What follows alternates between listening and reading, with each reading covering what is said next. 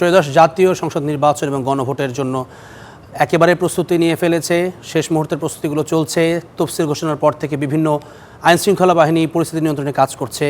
আর নিরপেক্ষ এবং শান্তিপূর্ণ নির্বাচনের জন্য বা ভোট আয়োজনের জন্য বেশ কিছু কড়াকড়ি আরোপ করেছে নির্বাচন কমিশন।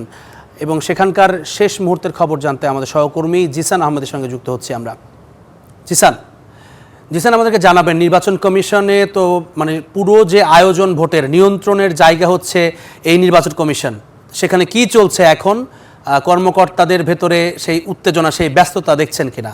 আপনাকে ধন্যবাদ। আমরা আছি নির্বাচন কমিশন ভবনে। এখানে শেষ মুহূর্তের যেই প্রস্তুতি সেটি চলছে। আমরা দেখেছি যে নির্বাচন কমিশন ভবনের যে নিচে সেখানে নির্বাচন কমিশন ফলাফলের জন্য একটি মঞ্চ তৈরি করা হয়েছে। সেখান থেকে ফলাফলের যে কাজ সেটি করা হবে। আমরা দেখেছি এখানে আইন শৃঙ্খলা বাহিনীর জন্য একটি সেল গঠন করা হয়েছে। সেখানে এবারে নির্বাচনে প্রায় 9 লক্ষেরও অধিক আইন শৃঙ্খলা বাহিনীর সদস্যরা দায়িত্ব পালন করবেন সুষ্ঠু নির্বাচন উপহার দেওয়ার জন্য। আমরা দেখেছি নির্বাচন কমিশনের কর্মকর্তাদের ভেতর একটি ব্যস্ততা চলছে। আজ কিন্তু কিছুক্ষণ আগেই হোটেল ইন্টারকন্টিনেন্টালে ইসির সঙ্গে বৈঠক করেছেন তথ্য উপদেষ্টা এবং সেখানে একটি মিডিয়া সেন্টার খোলা হয়েছে এবং ইসির সঙ্গে কিন্তু বৈঠক করেছেন ইউরোপীয় ইউনিয়নের প্রতিনিধি দলের পর্যবেক্ষক প্রতিনিধি দলের যে প্রধান ইজাব তার সঙ্গে কিন্তু কথা হয়েছে। তিনি বলছেন যে এবারে নির্বাচন পর্যবেক্ষণ করতে এসে তারা আনন্দিত এবং তারা বলছেন এখন পর্যন্ত নির্বাচনের যে সুষ্ঠু পরিবেশ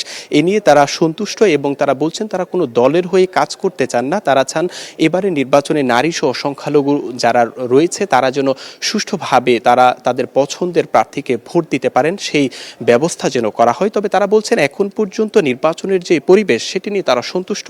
শেষ পর্যন্ত তারা আশা করছেন যে একটি ভালো একটি নির্বাচন, বাংলাদেশের ইতিহাসে অন্যতম একটি সেরা নির্বাচন হবে, এমন প্রত্যাশার কথা তারা জানিয়েছেন।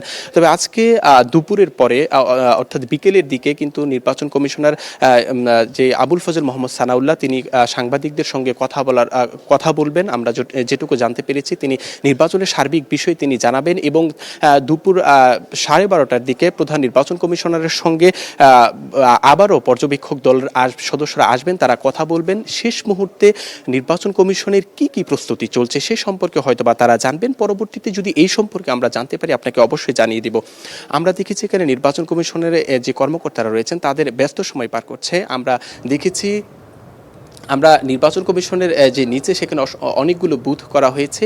এখানে আইনশৃঙ্খলা বাহিনী, আরেকটি তথ্য জানিয়ে রাখি, আজ সকাল 7:30 থেকে 14 ফেব্রুয়ারি বিকাল 4:30 পর্যন্ত সব ধরনের নির্বাচনী এলাকায় সভা সমাবেশ মিছিল করা নিষিদ্ধ করেছে নির্বাচন কমিশন।